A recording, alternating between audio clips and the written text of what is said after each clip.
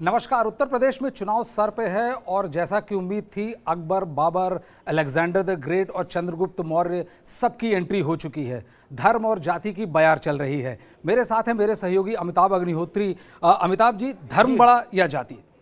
देखिए, सवाल तो बहुत कठिन है और मुझे लगता है कि दोनों ही लोग जीवन में अपनी अपनी गहराई रखते हैं, अपना अपना एक वो रखते हैं महत्व। लेकिन उत्तर प्रदेश के अगर राजनीतिक मंच को हम देखेंगे तो वहाँ जाति ज़्यादा गहरी है और जात को मैनेज करना भी ज़्यादा कठिन है पॉलिटिकल पार्टीज़ के लिए तुलनात्मक रूप से धर्म को कोई भी एक बड़ा नेता मंच पर एक टिप्पणी से भी प्रभावित कर सकता है, इधर या उधर, जिधर चाहे उधर। आप एक बार हुमायूं, अकबर, बाबर, तैमूर, इस तरह कहीं भी इतिहास में चले जाइए, एक टिप्पणी से भी इधर या उधर बात हो सकती है। एक बार जिन्ना बोल दीजिए बिल्कुल न्यूट्रल गियर में खड़े होकर, फिर भी कुछ ना कुछ लाइन लेंथ तय हो जाएगी। लेकिन अगर आप ये देखें कि यादव, ब्राह्मण, ठाकुर, काछी, कोरी, धानोक, धीमर, मल्लाह, केवट, बिंद, निषाद, तो बहुत मेहनत करनी पड़ेगी आपको। और अब जो जातीय चेतना है ना उत्तर प्रदेश में, वो भी बहुत बढ़ गई है। तो वो लोग अब केवल मतलब लॉलीपॉप से मानने वाले भी नहीं, उन हर जाति समूह के पास एक अपना मांग पत्र है। तो सबको, हर जाति को अपनी हिस्सेदारी चाहिए। लेकिन धर्म भी नैरेशन में हम देखते हैं कि बहुत इंपॉर्टेंट रोल प्ले करता है। तमाम बड़ी राजनीतिक पार्टियां, आप समझ रहे हैं मैं क्या कहना चाह रहा हूं, जरूर धर्म का अलाव जलाती है इस उम्मीद में कि एक धर्म के वाण से सारी जातियां सध जाएं और उन्हें मेहनत ना करनी पड़े बाकी जातियों को साधने में। देखिए, आप जो बात कह रहे हैं ना, बहुत रेयर ऐसा होता है जब धर्म ओवरशेडो कर ले जातीय विभाजन को। होता है, मैं ये नहीं कहूँ नहीं होता। जैसे देश में कई बार कुछ बार तो नहीं, कुछ बार 50% या उससे अधिक वोट वाली सरकार भी बनी इंदिरा जी की शहादत के बाद। ऐसे एक दो अवसर और आए, तो ऐसा नहीं कि नहीं होता है, लेकिन हर बार ऐसा हो ये मुश्किल। एक दूसरा, अयोध्या का ताप जब था तो हम लोगों ने देखा कि उसने जातियों को की चौहिद्दी, जातियों की बाउंड्रीज को तोड़ दिया था। एक बड़ा अम्ब्रेला तन गया हिंदुत्व, ये जो भी कहिए। आजकल तो हिंदुत्व इस पर बवाल है। मुझे ऐसा लगता है कि बीजेपी को सूट करेगा कि ये इलेक्शन धर्म पर जाए, हिंदू मुस्लिम पर ये इलेक्शन जाकर टिके, उस इलेक्शन की धुरी हिंदू मुस्लिम हो जानी चाहिए। लेकिन वही चीज अखिलेश यादव के लिए मुश्किलात पैदा कर देगी, क्योंकि तब ये लगभग हो जाएगा 83-84% बनाम 16% या 17%। तो बहुत कठिन लड़ाई हो जाएगी। और उस चपेट में एक बात तो तय मान लीजिए, अगर ऐसा हो गया तो अब उनका क्या होगा, वो कुछ पिछड़े, कुछ मुस्लिम जोड़कर एक उनका भी एक अपना ब्लॉक बनता है सपा का। लेकिन उस चपेटे में सर्वाधिक नुकसान उठा जाएंगी बसपा। ऐसा क्यों? आपको ऐसा क्यों लगता है? नहीं, अगर धर्म पर आधारित चुनाव हो गया, हिंदू और मुस्लिम, तो बसपा और ओबीसी जैसी पार्टियां ये बिल्कुल वॉश आउट हो जाएंगी, खत्म हो जाएंगी। क्योंकि आप देखिए, जब बिहार में लालू और नीतीश एक साथ होकर चुनाव लड़े, शायद 2015 की बात है, बिल्कुल, उसमें जो वहां का मुस्लिम वोटर था उसने किसी दूसरी पार्टी को वोट ही नहीं दिया। और इवन जो लोग ओबीसी को व्यक्तिगत तौर पर ठीक भी मानते थे, किशनगंज और बाकी जगहों पर, उन लोगों ने इससे जब ओबीसी मिले जाके, तो उन्होंने कहा कि भाई आपको वोट देने का मतलब है वोट खराब हो जाएगा या बीजेपी का फायदा होगा। इसलिए वोट तो नीतीश लालू को। तो अगर वो शार्प पोलराइजेशन होगा तो आप यकीन मानिए फिर ना कांग्रेस के लिए कुछ बचता है ना बसपा के लिए, और ओवैसी साहब का तो डब्बे गोल हो जाए। डब्बा गोले। लेकिन ये जो जाति पे जो कंसंट्रेशन है, जाति पे कंसंट्रेशन रहा या जाति के दम पे चुनाव लड़ा गया? क्योंकि तमाम, जैसे भाजपा भी है, उसने बहुत प्रयास कर रही है 2014 से जब से आई कि कैसे वो दलित वोट बैंक में सेंधमारी करे। बहुत लंबा समय हो गया, उनको पावर में रिप्रेजेंटेशन नहीं मिला, और तमाम जातियों में, ओबीसी में भी बहुत सेंधमारी का प्रयास कर रही। और यही सिचुएशन सपा के लिए भी है कि सपा चाहती है उनका वोट बैंक इंटैक्ट रहे। तो यदि जाति पे चुनाव लड़ा तो जातिगत चुनाव किस करवट बैठेगा? देखिए, बीजेपी के साथ थोड़ी सी समझदारी उसके पास ज़्यादा है, समझदारी कहिए या उसके ये संसाधन और कार्यकर्ता भी ज़्यादा हैं उसके पास, बाकी के पास मैन पावर भी उतनी नहीं है। और फिर जब आप सत्ता में होते हैं तो उसके बहुत सारे एडवांटेज आपके साथ खुद आते हैं। बीजेपी दो रणनीति एक साथ साधती है।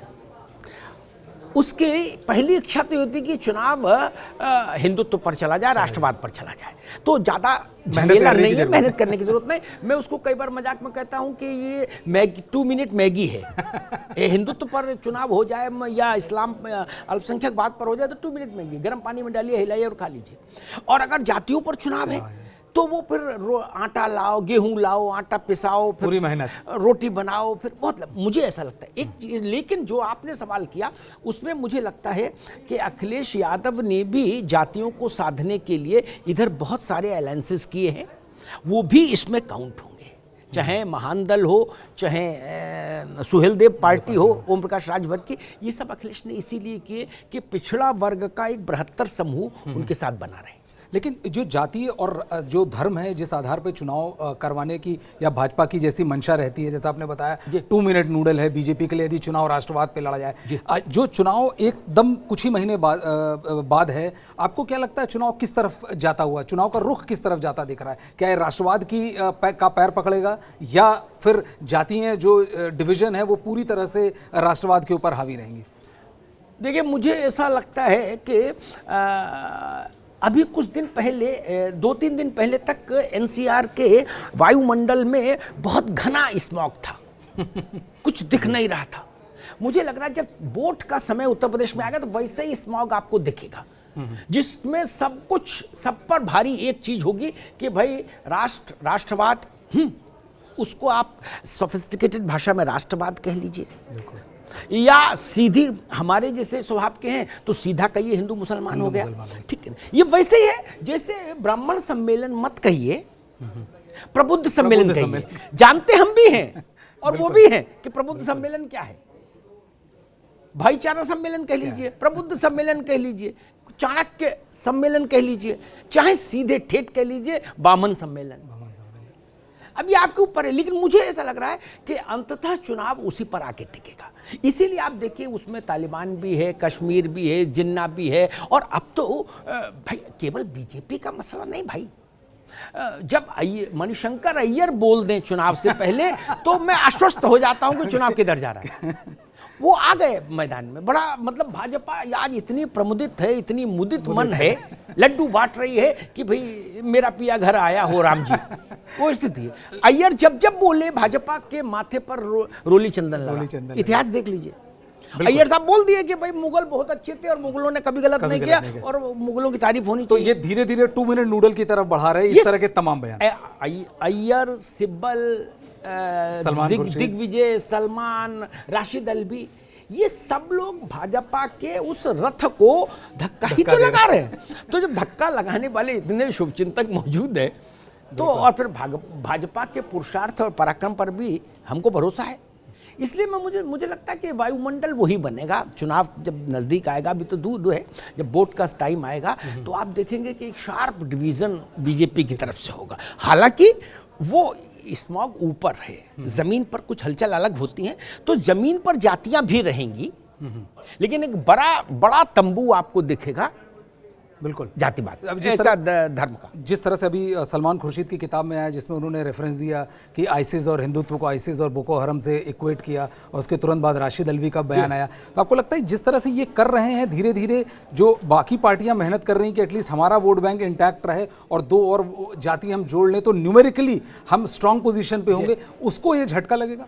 नहीं देखिए, मुझे तो ये लगता है ये लोग और कुछ नहीं कर रहे, ये इनको राहुल गांधी और उनकी जो भी पार्टी बची है जितनी, उस सबको ये गड़गंगा में ले जाके प्रवाहित कर देंगे। ये जितने ही बुद्धिमान हैं यहाँ कांग्रेस में, कांग्रेस के बड़े नेता हमसे कह रहे थे कि भाई हमारे यहाँ तो बयानवीरों के चलते समस्या है, बोले राहुल जी उन पर नियंत्रण नहीं रख पाते। बिल्कुल। और कांग्रेस की अभी राहुल गांधी परिवार की पहली प्राथमिकता ही ये होना चाहिए कि ऑपरेशन बोल वचन लागू करें पार्टी के भीतर सबसे पहले। इनको सबके मुंह पर अगर आप टेप नहीं लगाएंगे, आप बताइए सलमान खुर्शीद की प्रसिद्धि या उनकी मान्यता लोक जीवन में लेखक की तो नहीं है, बिल्कुल, या तो वकील है या राजनेता है। आपको क्या पड़ा था इस वक्त नाजुक वक्त में ये ज्ञान देने की? बिल्कुल। राशिद अल्वी, कांग्रेस पार्टी ने उनको किसी पद पर नहीं रखा है, लेकिन उनका भी नजला पार्टी के ऊपर गिरा। और सबसे बड़ी बात, इन सबके पुरखे राजीव गांधी के सखा आदरणीय अय्यर साहब जब आ गए तो मतलब गेम सेट मैच है। भाई देख, गुजरात का चुनाव हम लोगों ने देखा, चुनाव बीजेपी के लोग ही मुझसे कह रहे थे गुजरात के चुनाव में कि बहुत कांटे की टक्कर है और मुश्किल है चुनाव। अय्यर साहब प्रकट हुआ, वो स्वेच्छा से प्रकट होते हैं या संयोग है या प्रयोग है, अगर मैं मोदी जी की भाषा में कहूँ संयोग प्रयोग क्या है भगवान जाने, लेकिन उन्होंने मोदी जी के लिए कह दिया नीच है आदमी है? उस एक शब्द ने गुजरात का चुनाव पलट दिया।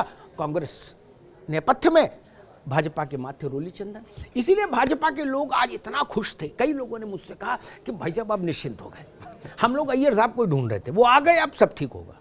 तो ये ऐसे लगता है मुझे कि ये लोग भाजपा की बी टीम या सी टीम जैसा तो मैं पॉलिटिकल स्टेटमेंट नहीं दूंगा, लेकिन ये लोग उसी तरह इनके कर्म भाजपा को लाभ पहुंचाते। ठीक है, मोटिव कोई हो। Amitabh Agnihotri ji, TV9 digital platform पे हमसे बात करने के लिए आपका धन्यवाद।